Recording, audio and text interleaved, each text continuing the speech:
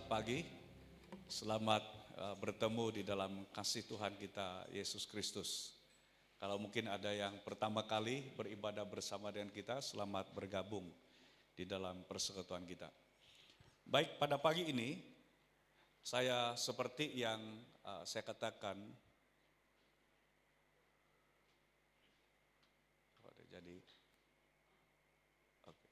seperti yang saya pernah kongsikan di 2 minggu yang lepas. Saya sampaikan firman Tuhan dari Kejadian pasal yang pertama ayat 1. Di mana dalam firman Tuhan itu berkata, pada mulanya Allah menciptakan langit dan bumi. Allah di situ Elohim, yang bukan hanya satu dan satu-satunya, tapi dalam satu bentuk kesatuan ilahi.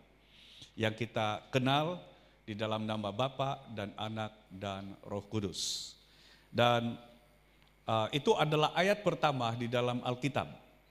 Yang mana Alkitab terdiri dari 66 kitab, dari Kejadian sampai Wahyu, terbahagi kepada 2 bahagian utama, yaitu Perjanjian Lama dan Perjanjian Baru. Dan ayat pertama dalam Alkitab itu adalah di Kejadian pasal yang pertama, ayat yang pertama. Dan saya sampaikan pada waktu itu dengan tema bermula dengan Allah. Kalau kita bermula dengan Tuhan, kalau kita bermula dengan Allah, maka dasar hidup kita itu adalah Tuhan sendiri. Dia adalah dasar kita, bukan berdasarkan teori-teori dunia, tapi berdasarkan Tuhan sendiri yang adalah Allah pencipta langit dan bumi itu. Yang telah merancang segala sesuatu, yang merupakan sumber asal dari segala sesuatu. Dan kalau Dia adalah Tuhan kita, kalau kita bermula dengan Tuhan, kita bermula dengan Allah, maka tujuan hidup kita itu arahnya adalah kepada Tuhan. Bukan tujuan hidup kita itu terarah kepada diri kita sendiri atau dunia ini, tetapi terarah kepada Tuhan. Lalu pada pagi ini saya ingin mengongsikan firman Tuhan dengan tema ini, berakhir dengan Kristus. Kalau Kejadian pasal yang pertama ayat 1 itu berbicara tentang bermula dengan Allah. Bermula dengan Elohim, bermula dengan Bapa dan Anak dan Roh Kudus. Dan tentunya kita bermula dan akan berakhir dengan Elohim, tapi kita lebih mengenal Dia sekarang dengan nama Tuhan kita Yesus Kristus. Mari kita baca di 2 ayat terakhir di dalam Alkitab, yaitu di kitab Wahyu pasal yang ke-22 ayat 20 dan ayat yang ke-21. Saya baca demikian firman Tuhan. Ia yang memberi kesaksian tentang semua ini, itu berarti semua yang dituliskan di dalam Alkitab, khususnya di kitab Wahyu. Ia yang memberi kesaksian tentang semua ini dan kesaksian-kesaksian yang dituliskan oleh Rasul Yohanes yang dicatatkan dalam kitab Wahyu ini adalah diberikan oleh Kristus sendiri. Berfirman, ya, aku datang segera. Ini yang Tuhan Yesus katakan, ya, aku datang segera. Dan diresponi oleh Yohanes dan juga kita pembaca dengan perkataan ini, amin, datanglah Tuhan Yesus. Jadi yang datang itu dan yang telah dinubuatkan dalam Alkitab adalah Tuhan Yesus Kristus. Kedatangannya yang pertama sudah digenapi dan sudah diselesaikan. Misi sudah diselesaikan. Dan ini adalah yang kedua kali yang sekarang ini belum terjadi, tetapi pasti akan terjadi. Ayat 21 dikatakan di sini, kasih karunia Tuhan Yesus menyertai kamu sekalian. Amin. Saya mengambil kedua ayat terakhir ini oleh karena ini satu perkara yang sangat penting di dalam perjalanan rohani kita bersama dengan Tuhan. Kejadian 1 ayat 1 membuka kisah besar Alkitab dengan pada mulanya Allah yaitu Elohim. Dia menciptakan langit dan bumi dan semua yang ada pada hari ini dimulai dengan Tuhan sendiri. Itu sebabnya hidup kita harus bermula dengan Tuhan. Kemudian dalam Wahyu 22 ayat 20 dan ayat 21 menutupnya dengan janji agung Kristus. Ada amanat agung Kristus, tetapi ini juga adalah janji agung daripada Kristus. Di mana Yesus berkata, "Ya, aku datang segera." Dan kata segera di sini adalah di dalam waktu ilahi. Bukan dalam waktu manusia yang terbatas. Bukan dalam waktu manusia yang dikira 60 saat dalam satu menit. 30 menit dalam 60 menit dalam 1 jam. Kemudian 24 jam dalam sehari. 7 hari seminggu. Dan tidak tentulah berapa hari dalam 1 bulan. 365 hari dalam setahun. Ada waktunya akan jadi 366 hari. Karena ada yang dikatakan tahun lompat itu kalau Februari itu biasanya sampai 25 kayak itu. Tapi kadang-kadang dia akan berapa? Udah 28. Banyak pula dikurangi ya. 28 kemudian kadang-kadang kurang kayak itu ataupun dia akan lebih ya. Nah, aku datang segera di sini berbicara tentang bagi Tuhan dia tidak terbatas dengan waktu dan ruang. Yang mana bagi Tuhan 1000 hari itu firman Tuhan berkata itu seperti 1 hari. Dan itu sebabnya kata segera ini adalah sesuatu yang mengingatkan kepada kita tentang Kristus pasti datang tetapi kita tidak tahu bila waktunya yang tepat. Dan ini yang kita mau perhatikan juga, hidup kita ada di antara 2 kenyataan ini, yaitu kita bermula dengan Allah, tetapi juga kita akan berakhir dengan Kristus. Jadi kalau ada permulaan, pasti ada akhir. Kalau hidup kita bermula dengan Kristus, ya harus kita jalani dengan Kristus dan sampai akhir hidup kita itu adalah dengan Kristus. Dan pagi ini saya mau sampaikan ini, bagaimana kita hidup agar hidup kita berakhir dengan Kristus. Dan Wahyu pasal yang ke-20, 22 ayat 20 dan 21 itu memberikan satu panduan atau satu kebenaran, satu asas tentang bagaimana kita hidup untuk kita mencapai garis akhir hidup kita bersama dengan Kristus. Nah, yang pertama kita perhatikan di sini seperti yang dicatatkan di dalam ayat 20 Wahyu 22. Yesus menyatakan ini, "Ya, aku datang segera." Ini suatu pernyataan, dia bukan hanya suatu nubuat, tetapi suatu yang pasti, suatu kebenaran yang Tuhan Yesus katakan, "Ya, aku datang segera." Dengan kata lain, aku pasti akan datang. Jadi yang pertama, bagaimana kita hidup supaya kita mencapai akhir hidup kita berakhir dengan Kristus, yaitu dengan ini, sentiasa berjaga-jaga untuk kedatangan Kristus. Dan kedatangan Kristus yang dimaksudkan di sini adalah kedatangannya yang kedua kalinya. Selalu diumpamakan kedatangan Yesus ini seperti pencuri. Yang mana kalau dikatakan kedatangan Yesus itu bukan pencuri, tetapi seperti pencuri. Sama halnya dengan pencuri atau perompak, dia tidak akan berikan notis ataupun temu janji yang dia akan pergi mencuri. Satu-satunya pengalaman saya diserang oleh perompak atau pencuri ini, saya tidak tahu tahun bila.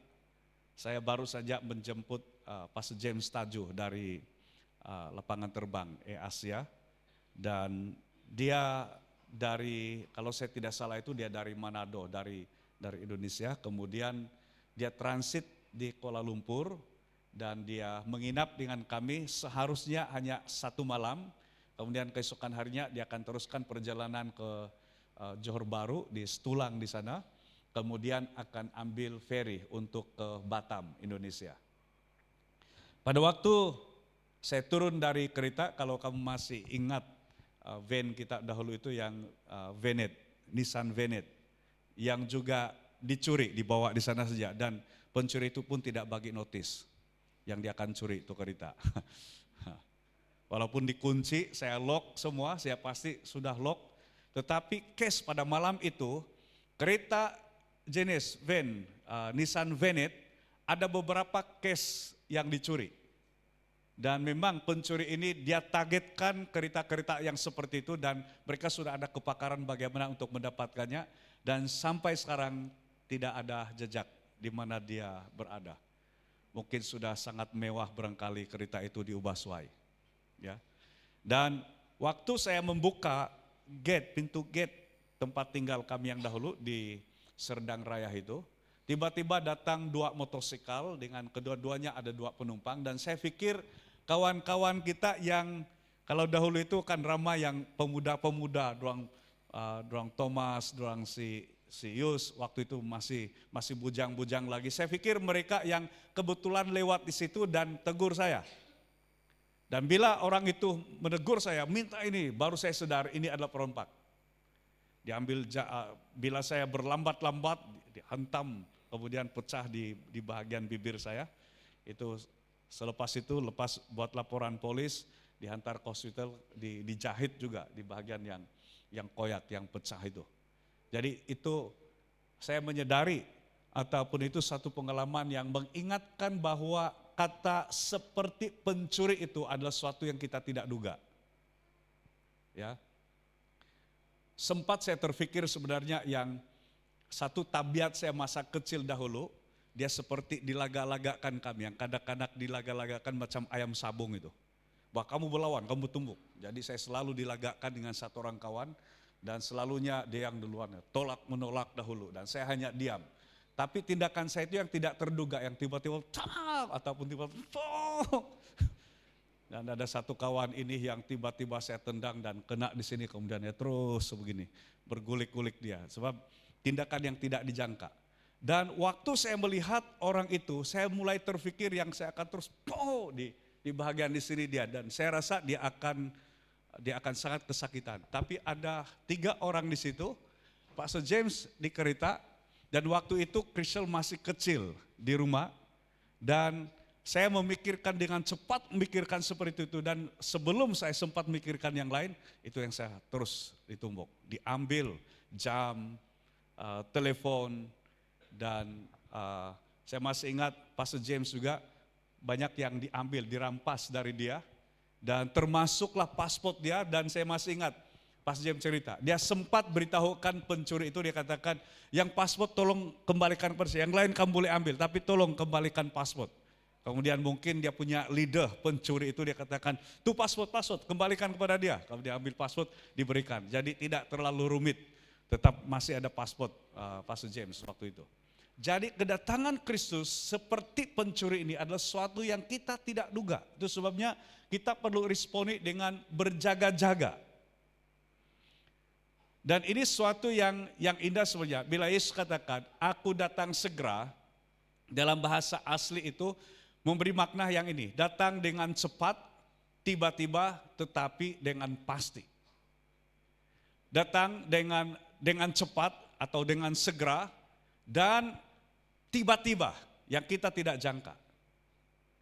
Kalau seandainya kita dalam ibadah seperti ini, tiba-tiba Tuhan Yesus datang, itu tidak dapat dicegah oleh siapa. Ataupun 15 hari bulan September nanti kita ada FSM. Sementara yang lain berjualan, sementara yang lain main bola sepak, tiba-tiba Kristus datang yang diawali dengan pengangkatan. Contohnya Kamal, dia sedang ini tendangan penalti, kemenangan MOG di dalam FSM tahun 25. Dan dia baru tendang seperti itu karena dia anak Tuhan, dia hidup dalam kebenaran. Dia baru tendang, sudah tendang, memang gol, tapi tiba-tiba Kamal hilang. Tinggal pakaian yang ada di situ. Itu yang antara lain orang jelaskan bagaimana keadaan pengangkatan. Secara tiba-tiba, aktiviti yang ada di dunia ini tidak dapat menghalangi kedatangan Kristus yang tiba-tiba itu. Bahkan dia akan berlaku begini. Tidak ada lagi waktu di mana waktu Yesus datang, saudara akan katakan Tuhan boleh tunda lagi 1 jam supaya saya bertobat dan saya minta dibaptis karena saya belum dibaptis. Tidak ada kesempatan lagi. Itu maksudnya dari ya aku datang segera. Dia tidak menuntut waktu kita atau dia tidak tertakluk dengan waktu kita, tapi itu adalah waktu Tuhan yang kita harus lakukan untuk menjalani kehidupan kita itu adalah dengan ini. Dengan sentiasa berjaga-jaga. Yesus selalu ingatkan ini, berjaga-jaga, berjaga-jaga, berjaga-jaga. Dan cara kita berjaga-jaga adalah kita selalu, yang dikatakan di sini, hidup berjaga-jaga setiap hari karena Kristus boleh datang pada bila-bila waktu. Seperti yang Yesus katakan dalam Matius 24 ayat 44. Hendaklah kamu siap sedia karena waktunya kita tidak jangka. Dan untuk kita berjaga-jaga, siapa yang ingin berakhir dengan Kristus mesti hidup setiap hari seolah-olah hari ini adalah hari terakhirnya. Kalau kita mengingat hal ini, maka kita akan lakukan yang menyukakan hati Tuhan setiap hari. Bila kita tanamkan dalam diri kita, kata berjaga-jaga ini bukan seperti ini. Tuhan akan datang mungkin 20 tahun lagi, mungkin 10 tahun lagi, atau mungkin 100 tahun lagi. Dan kemarin waktu kami fellowship dengan beberapa rekan, ada seorang rekan saya hamba Tuhan, dia tanya saya begini, Pastor, terbacakah satu kenyataan dari seorang hamba Tuhan yang meramalkan bahwa Yesus akan datang pada 23 dan 24 atau 24 dan 25 September? Dan saya tidak tahu.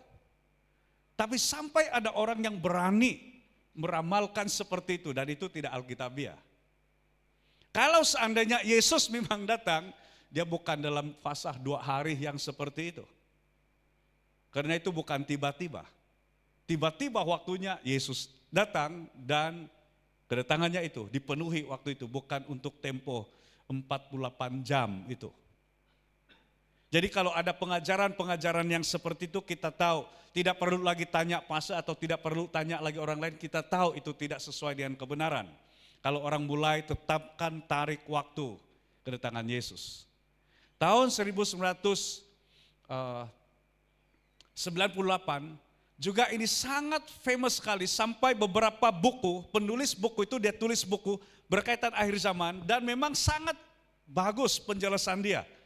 Dan keluarlah yang dikatakan peta zaman semua itu. Tapi yang tidak baiknya adalah dia mulai tetapkan tarik kedatangan Yesus, yaitu saya masih ingat ditetapkan 28 Oktober tahun 98. Dan sudah berapa lama berakhir? Kemudian selepas waktu itu tidak jadi, dia tulis buku lagi, rupa-rupanya ada kesilapan pengiraan saya dikatakan. Dan kedua buku dia itu sangat laku. Dia jadi jutawan barangkali hanya karena buku itu dengan ramalan dia berkaitan tentang akhir zaman.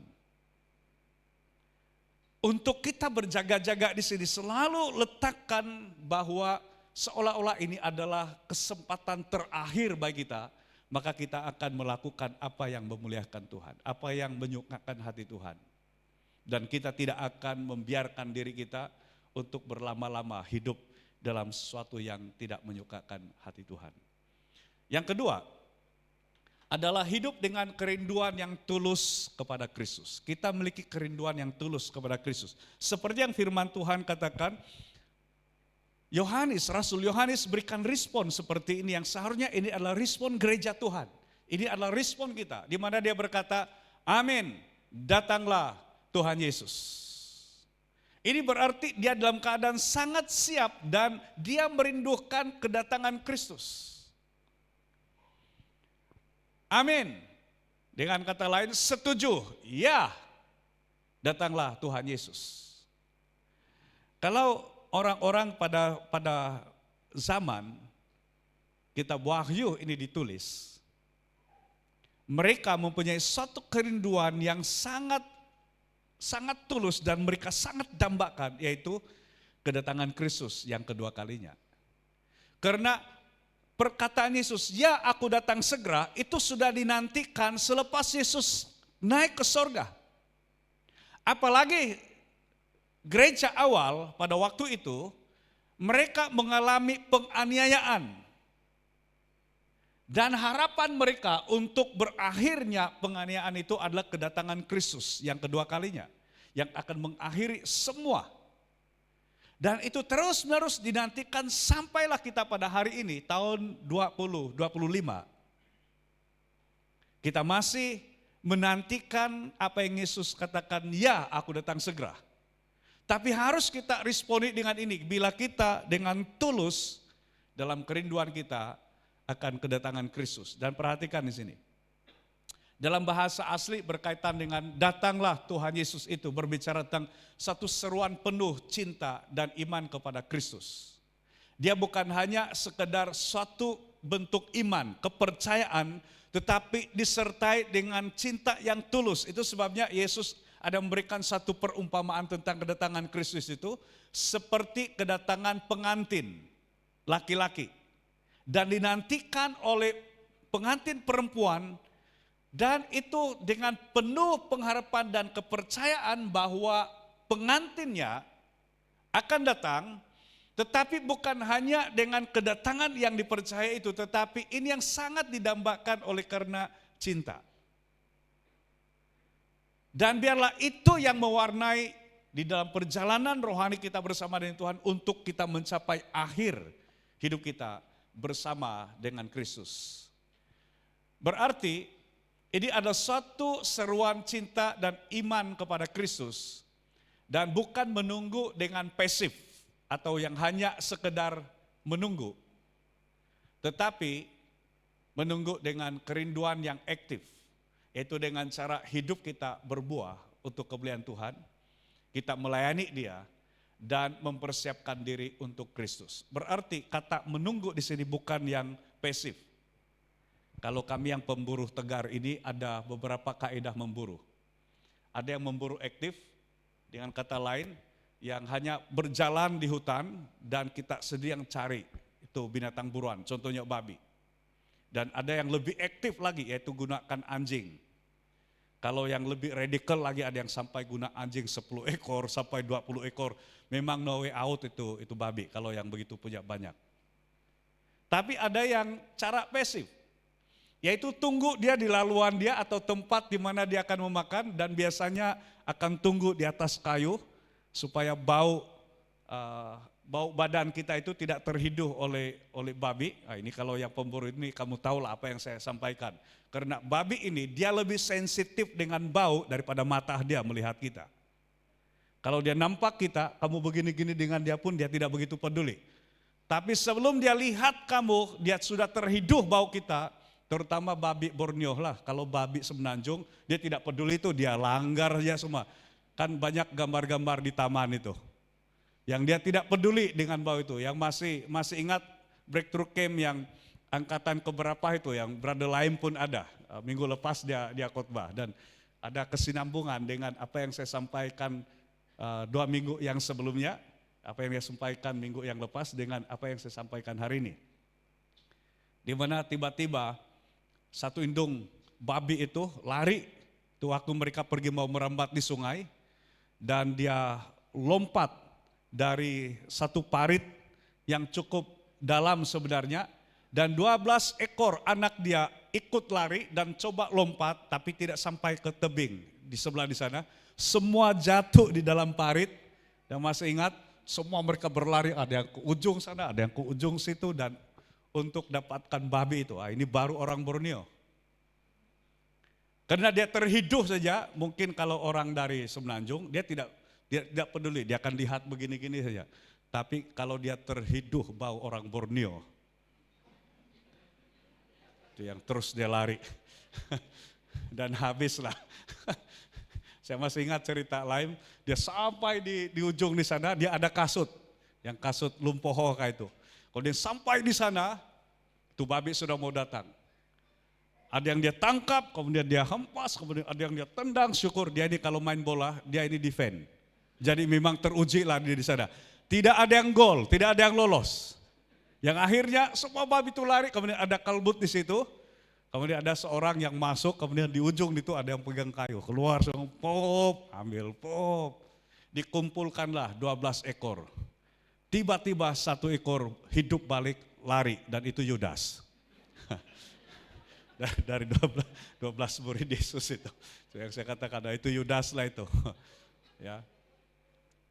Nah, kalau yang memburu seperti yang saya katakan tadi, yang tunggu itu pasif. Tidak berbuat apa-apa, hanya tunggu dan saya selalu kena gol yang begitu. Tunggu, tertidur, kemudian dia sudah lalu, dia sudah makan, semua sekali bangun, dia datang pula, tapi tidak dengar. Itu yang cara pasif. Menunggu Kristus itu bukan dengan cara yang seperti itu, secara pasif. Yang hanya saudara berkata, ya cukuplah, saya sudah percaya Yesus, saya jadi orang Kristen, saya sudah dibaptis, saya tidak mau berbuat apa-apa. Itu cara menunggu pasif. Yang Tuhan mau dari kita sebenarnya adalah seperti respon dari Rasul Yohanes, dia katakan, amin, datanglah Tuhan Yesus. Itu satu yang sangat dirindukan, dan kalau kita merindukan kedatangan itu, kita persiapkan diri kita untuk menyambutnya dengan tulus, dengan penuh kerinduan. Seperti yang dicatatkan dalam Filipi pasal yang ketiga ayat 20 dan ayat 21. Sudah dikatakan kita menantikan Tuhan Yesus Kristus sebagai juru selamat. Dan bukan itu saja, karena dia akan mengubahkan kita, tubuh jasmani kita ini dengan tubuh kemuliaan. Yang memuliakan Tuhan, dan kita merindukan hal itu. Kalau orang yang sedang bergumul, kesengsaraan, kesakitan tubuh, saya percaya kerinduannya adalah dia akan mengalami pemulihan, kesembuhan. Apalagi di dalam kedatangan Kristus ini kita akan diubahkan dengan tubuh kemuliaan yang bukan lagi dengan keterbatasan tubuh kita yang seperti ini. Orang yang merindui Kristus dengan tulus akan mengatur hidupnya untuk menyenangkan hatinya, yaitu hati Tuhan. Pasti kita akan persiapkan diri kita mau lakukan apa yang berkenan dan memuliakan nama Tuhan. Yang ketiga, bagaimana kita hidup supaya kita hidup berakhir dengan Kristus adalah hidup dalam kasih karunia Kristus. Ayat yang ke-21, Wahyu 22 berkata, kasih karunia Tuhan Yesus menyertai kamu sekalian. Ini adalah ayat terakhir dari Alkitab yang dimulai dari Kejadian 1 ayat 1 yang berkata, pada mulanya Allah menciptakan langit dan bumi, termasuklah kita manusia yang diciptakan pada hari yang ke-6. Kemudian diakhiri, kalau sekiranya ini dicantumkan ayat pertama dan terakhir Alkitab, maka ia akan berkata begini, pada mulanya Allah menciptakan langit dan bumi. Kasih karunia Tuhan Yesus menyertai kamu sekalian. Jadi dapat melihat itu, satu permulaan, tapi juga satu kelanjutan, yang sampai akhir itu adalah Yesus datang untuk kedua kalinya, mengakhiri semua sistem, semua situasi, semua keadaan yang tidak sempurna di dunia ini yang telah diakibatkan dari kejatuhan manusia ke dalam dosa, dan akan menyempurnakan kita semua di dalam Kristus. Jadi yang ketiga, bagaimana kita hidup untuk kita berakhir dengan Kristus adalah ini. Hidup dalam kasih karunia Kristus. Nah, apa itu kasih karunia? Kasih karunia atau karis di dalam bahasa Yunani, bahasa asli dalam penulisan ini. Kasih karunia adalah anugerah yang sebenarnya kita tidak layak terima, tetapi diberikan secara cuma-cuma atau secara percuma. Dia maksudnya seperti ini, kita tidak layak untuk menerimanya, tapi diberikan kepada kita. Itu adalah makna dari kasih karunia itu. Dan apabila kita memperhatikan perjalanan hidup kita dalam Tuhan, itu adalah perjalanan dalam kasih karunia, itu bukan dari kekuatan kita sendiri, tapi dari kasih karunia Tuhan yang Dia telah berikan kepada kita. Kita memulai dan mengakhiri iman bukan dengan kekuatan sendiri, tetapi oleh kasih karunia yang ada dalam Kristus Yesus. Kalau kita baca Efesus pasal yang kedua, ayat yang ke-8, firman Tuhan berkata, sebab karena kasih karunia kamu diselamatkan oleh iman. Itu bukan kekuatan kita, itu bukan oleh karena usaha kita, itu bukan karena kebaikan kita, tetapi oleh karena pemberian dari Tuhan sendiri. Itu adalah kasih karunia Tuhan yang ada di dalam Yesus Kristus Tuhan kita. Kristuslah anugerah itu. Kristuslah kasih karunia itu. Itu sebenarnya untuk kita menerima anugerah itu, terima Yesus menjadi Tuhan dan penyelamat kita secara pribadi. Kasih karunia dari Kristus adalah jaminan bahwa permulaan yang baik akan diakhiri dengan kemenangan yang mulia. Saya, kalau saya tidak salah, salah satu power statement yang Brother Laim sampaikan pada minggu yang lepas adalah, tidak boleh bagaimana sebenarnya kita bermula dengan Kristus. Tapi yang sangat penting adalah bagaimana kita berakhir di dalam Dia. Ada orang yang bermula dengan Kristus, itu oleh karena hal-hal luar biasa yang dia alami.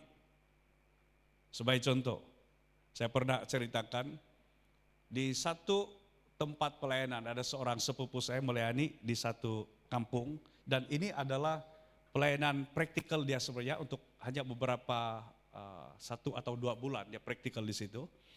Dan setiap kali mereka adakan ibadah doa pada malam hari, bila mereka berdoa, maka rumah yang dekat dengan gereja itu juga mereka adakan activity. Activity dia adalah minum minuman keras. Tuh kalau kita di Sabah itu kita jenamakan aramaitis. Dia tahu apa yang aramai betul-betul. Dan sampai mabuk-mabuk di gereja menyanyi, mereka juga menyanyi. Di gereja berdoa, mereka juga teriak-teriak. Dan itu lain. Oleh karena itu dalam pengaruh alkohol. Jadi ada satu masa mereka berdoa di gereja dan mereka juga lakukan hal yang sama. Tiba-tiba yang di rumah itu bertukar dari keadaan riuh aramaiti menjadi satu tangisan seperti ada orang yang meninggal dunia. Dan mereka di gereja tidak tahu apa yang berlaku. Hari Minggu berikutnya, lepas pastor itu berkhotbah, ada yang bagi surat, nota. Ini biasa kalau di kampung ini, kalau di kampung saya dahulu, sudah mau akhir khotbah, adalah yang pergi bagi surat, minta kesempatan bersaksi. Kadang-kadang tulis nama, kadang-kadang tidak tulis nama. Jadi dia ada surat yang diberikan kepada pastor, minta kesempatan bersaksi dan tidak ada nama. Jadi dia katakan, sebelum kita berakhir ibadah kita, saya mau menjemput siapa yang minta kesempatan bersaksi ini untuk datang. Jadi datang seorang lelaki di depan, dan ini yang pemilik rumah di tempat biasanya mereka minum-minum ini. Hari itu dia datang ke gereja. Yang selama ini hanya buat gangguan, walaupun dari rumah. Lalunya dia bersaksi. Sebenarnya setiap kali kamu lakukan ibadah di gereja, saya bawa kawan-kawan untuk minum-minum di rumah. Tujuan utama saya adalah untuk mengganggu kamu beribadah di gereja. Tapi hari itu, malam di mana ada tangisan itu, dia tahu bagaimana? Dia minum minuman keras itu, dan waktu dia minum, dia beserta tertelan gigi palsu dia. Yang biasanya 2 di depan tuh kan, tidak besar tuh gigi palsu. Itu sayap dia yang lebar sedikit tuh. Kalau kamu yang ada gigi palsu kamu tahu. Itu dia tertelan dan sangkut di leher dia, di kerongkong dia. Sehingga dia mulai tercekik dan dia mulai lemas oleh karena kesukaran untuk bernafas. Dan digegas, dan mereka pikir dia sudah meninggal dunia, mati, itu sebabnya ada tangisan seperti ada orang mati malam itu. Dan dibawa ke hospital, dan sampai di hospital daerah itu, dokter di sana katakan ini terpaksa dikirim ke kota Kinabalu, Queen Elizabeth, karena kami tidak ada kepakaran untuk keluarkan benda itu di kerongkong dia. Waktu dia dalam ambulans dihantar ke kota Kinabalu, dia berdoa, Tuhan kalau kau selamatkan saya dan gigi palsu ini keluar, hari Minggu saya terus ke gereja, saya mau bertobat dan saya mau bersaksi. Dan sampai di hospital, di kota Kinabalu, dengan mudah sebenarnya itu dikeluarkan. Dan dia betul-betul penuhi janji dia kepada Tuhan, dia bertobat, dia bersaksi, dan dia katakan mulai hari ini, saya tidak lagi mau aramaiti, dan saya mau serahkan hidup saya kepada Tuhan. Ada orang yang bermula dengan Kristus dengan cara seperti itu. Tapi saya tidak mau berdoa supaya kamu yang ada gigi palsu, nanti selepas ini tertelan, baru mau bertobat. Ya, bukan itu maksudnya. Tetapi bagaimana kita jalani kehidupan kita. Ada yang sakit, dari keadaan sakit, sembuh, kemudian dia mulai berikan hidupnya kepada Tuhan. Tapi ada yang memang dia tidak ada apa-apa alasan yang lain sebenarnya, tidak ada mujizat, tapi dia sendiri yang membuat keputusan, dia memilih untuk dia menyerahkan hidupnya kepada Tuhan. Tetapi dari bagaimana kita bermula, dia harus bermula dengan Tuhan. Permulaan itu harus bermula dengan Kristus. Jalani dengan Kristus dan berakhirlah dengan Kristus. Jangan berakhir dalam kemurtadan. Karena ingat ini, bukan semua orang yang ada pengalaman pribadi dengan Kristus dan terlibat aktif dalam pelayanan, tapi kalau di akhir hidup kita ada satu perkataan yang inilah sebenarnya yang Tuhan sangat peringatkan kita di akhir zaman, yaitu pengaruh untuk murtad. Kata murtad itu ada seperti ini, kita sudah mengalami Kristus, benar-benar sudah lahir baru, bahkan dipenuhi Roh Kudus, tapi dengan sengaja memilih untuk tidak lagi percaya dan mulai menghujat Roh Kudus, orang ini murtad. Dan itu bukan mudah sebenarnya. Tapi Alkitab menyatakan akan ada kemurtadan. Itu bermula dari penyesatan-penyesatan. Dan orang-orang yang mengakhiri hidup dalam kemurtadan, dia gagal berakhir bersama dengan Kristus. Berakhir dengan Kristus. Dan ramai orang yang murtad.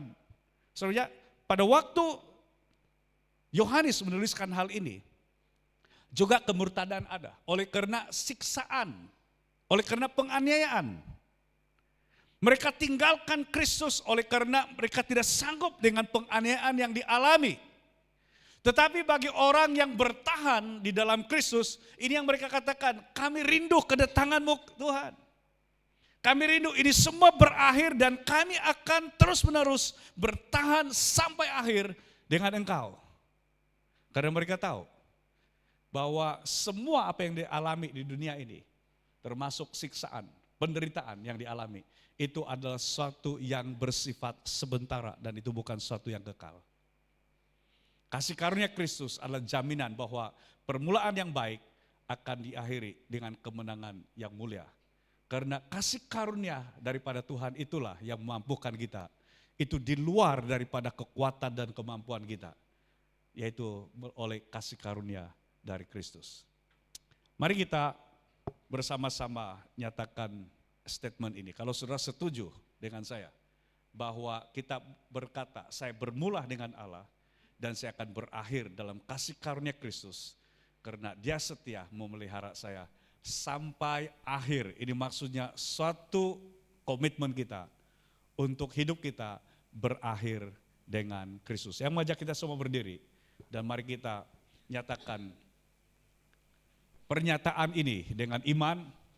Pernyataan ini dari hati kita masing-masing, dari hati kita untuk kita nyatakan kepada Tuhan. Di mana sudah tadi itu?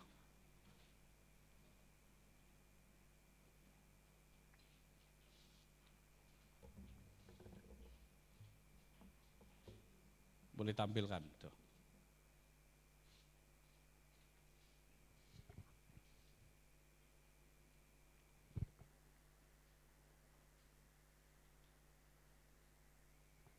Baik, mari kita ucapkan ini bersama-sama. 2, 3. Saya bermula dengan Allah dan saya akan berakhir dalam kasih karunia Kristus. Karena Dia setia memelihara saya sampai akhir. Mari kita datang kepada Tuhan dalam doa. Haleluya Yesus. Kami bersyukur Bapa karena sampai akhir hidup kami tahu Tuhan